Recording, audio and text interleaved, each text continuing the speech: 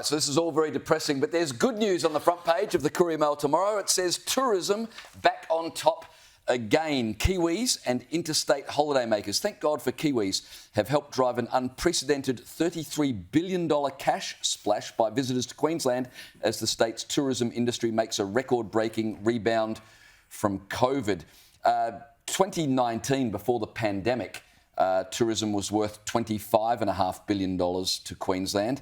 So for it to be worth $33.2 billion at present, that's a great rebound from pre-pandemic days, Caleb, and good news for Queensland. Indeed, and it was always going to happen because, you know, after all that time where people were locked up and they couldn't do anything, they were always going to be desperate to spend money and get out and go places. And we know the lovely sunny state of Queensland, how good it is. So why wouldn't you want to go to Queensland, particularly if you live in New Zealand? Anywhere in Australia is probably a better option than New Zealand. Oh, nonsense. And anyone who's been to New Zealand knows that's actually not true.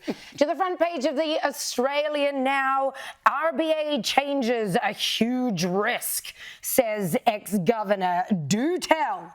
Former Reserve Bank Governor Ian Macfarlane has intensified his critique of the proposed changes to the RBA's, saying their full implementation would put the bank's future, quote, at huge risk, end quote, and constitute an experiment in its operation. Obviously, he's criticising the recommendations that have come out of the review last April.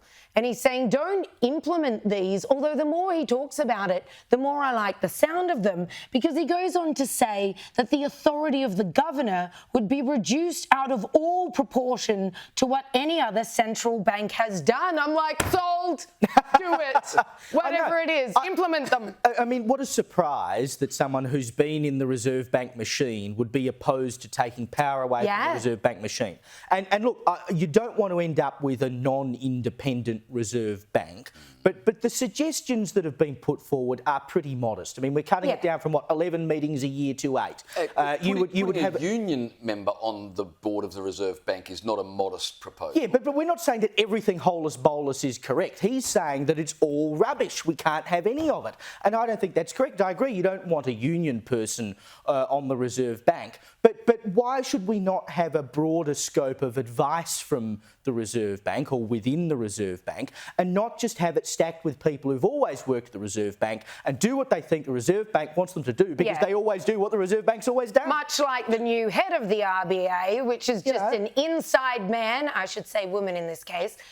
But I particularly love that they've cut down from 11 meetings to 8, because we know that their lunches are incredibly expensive afterwards. Remember that headline in May? They'd spent something like 30 grand on their post-meeting lunch after they'd told all of us, of course, spending causes inflation. The Reserve Bank has worked very well for Australia until just recently, as we came out of COVID, interest rates started to go up. The Labor government didn't like it because it was happening on their watch, so they demonised Philip Lowe, made him out to be the villain so they could escape scrutiny for their inflation-creating policies. And this is just a continuation of them trying to control the Reserve Bank. I agree with the ex-governor. The Labor government should leave it alone. It was fine until they started messing with it, demonising, as I said, the former governor. I agree with Macfarlane. I mean, that's true to a degree, except that Philip Lowe told people that there'd be no interest rate rises until 2024, and people borrowed money. Good times. Good times. You can't crucify the whole Reserve Bank because he said one thing one time